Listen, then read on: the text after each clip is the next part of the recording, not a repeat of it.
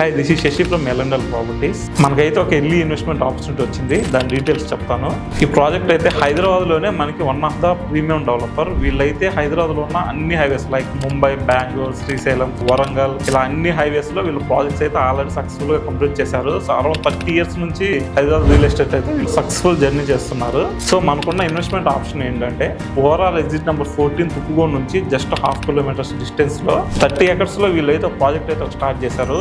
ఇదేంటంటే 10 acres వచ్చేసి premium villa community. Villa size వచ్చేసి మినిమం 4 and 5 BHK విల్లాస్ అనమాట.